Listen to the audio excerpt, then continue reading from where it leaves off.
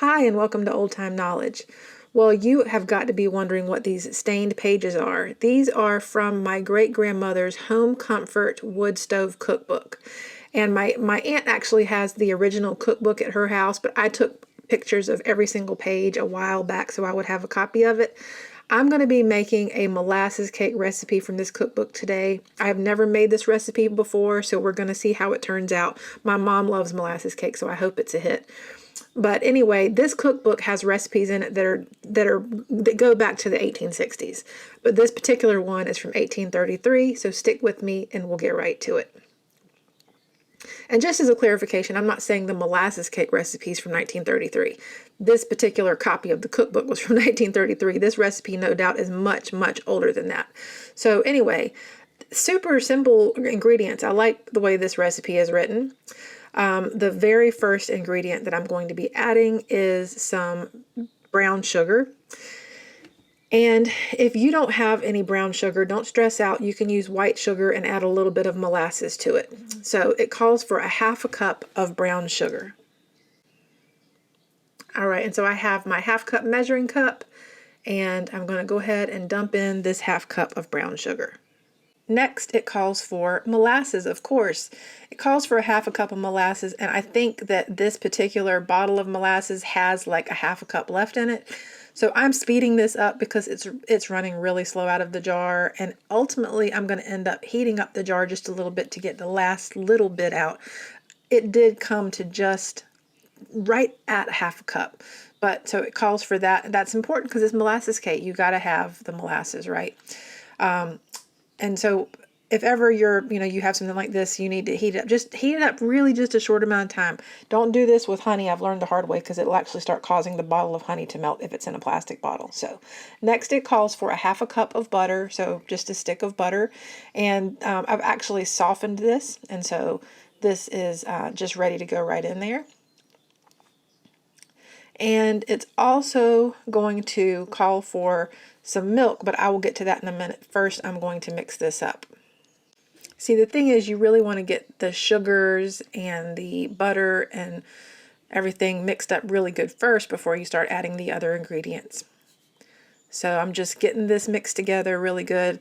Once you add in the milk, it can get kind of sloshy. So if you have that stick of butter, it's just easier when you're working with that dry sugar and then the little bit of molasses. But then it also calls for a half a cup of milk. So I'm going to go ahead and pour that in there. And then I'm going to get that mixed in. And so the next thing that I was actually pretty happy about with this recipe is it only calls for 1 egg. A lot of cake recipes will call for 2 or 3 eggs, and at this particular time, with eggs as expensive as they are, having a cake recipe that only calls for 1 egg is awesome, I think. So let me just go ahead and get this mixed in. So see, I'm doing all these ingredients first, and then I'll be adding in the flour and the baking powder and the baking soda and the salt and the spices once I've gotten this nice batter mixed up. So it actually, it's going to want you to have sifted flour. I don't have a sifter. I just use this little mesh strainer thing. So I'm just going to put my flour in here and my other dry ingredients. It calls for 2 cups of flour. So there's 1.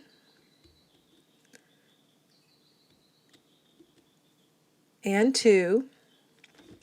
And then it's going to call for a tablespoon of baking powder.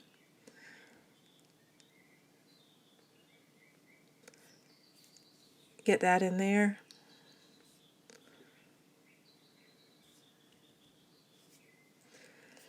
And then it's going to call for 1/4 teaspoon of baking soda.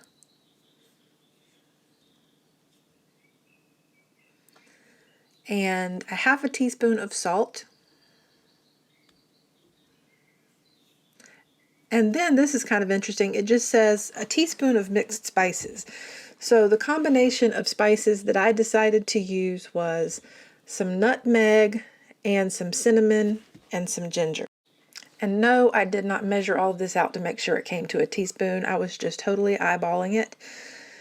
And I think that that's fine. I do that a lot, and I'm sure a lot of you do as well. So Then I'm speeding this part up. I'm just shaking the flour and powders mixture and spices mixture in there. And of course I'm making a total mess, but that's okay. But I just shake it in a little bit of time until I'm ultimately able to get all of it in there, and about, I don't know, it was like half of it on my counter. But anyway, now that's it. It's all in there.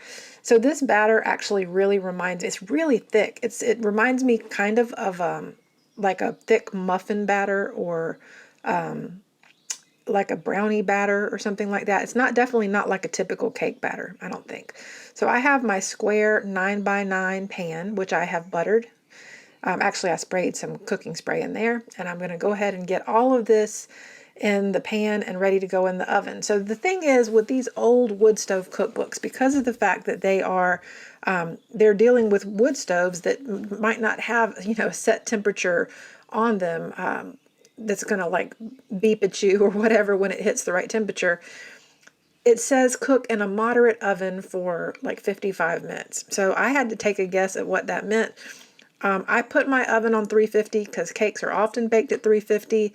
It was done in less than 55 minutes. In fact, it was done in less than 45 minutes. But I have to tell you that it smells amazing. It smells so good. So now the thing for me to do is to get this cut up and serve some to my mom and let my son try it. And we'll see what everybody says, and I will report back and let you know what everybody thinks. Okay, so the verdict is in. Everyone has tasted the cake. The flavor is really, really good. It has a really nice flavor. My mom said it was delicious. My son really liked it. My son actually said it reminded him kind of like the pumpkin bread that they have at Starbucks. Of course, it doesn't have pumpkin in it, but I thought about making this at some point. I might make it with pumpkin to see how it comes out, because it just seems like it would lend itself really nicely to that. My one complaint is that it came out just a little bit dry, and I think it's because I don't have a wood stove, and putting it on 350 and even cooking it close to 45 minutes was probably too long. I probably should be checking this much earlier to make sure it still has some moisture on the inside before taking it out. But I was just going by that recipe. So I will definitely be making this again, but I'm just going to cook it probably much less time, start checking it a lot earlier to see if it's done. And then we'll just enjoy. I know that we're going to be enjoying this one for a long time to come, because it's so easy. Just one egg, absolutely delicious. And I just can't recommend it highly enough. So I'm going to put the recipe in the description below so you can try it and let me know what you think. Now, I want to mention something real quick before I sign off of this video. If you have not checked it out yet, I do have a new channel, which is Old Time Knowledge, Gardening, and Preparedness. I've only got a few videos there so far, but I will be adding a lot more, especially as we're getting into gardening season. I'm going to be documenting some major upgrades I'm doing to my garden, as well as what I'm planting. But also I'm going to be talking about more of the preparedness stuff over there, since this channel seems to be more... People who watch this channel tend to be more into the recipes, but you might also like gardening and preparedness stuff, in which case you should pop over to that other channel, which I will also link below. And if you haven't already, give this video a like. I would love it if you would leave a comment. Subscribe to the channel if you haven't. As always, I thank you so much for watching, and I'll see you again soon. Bye-bye.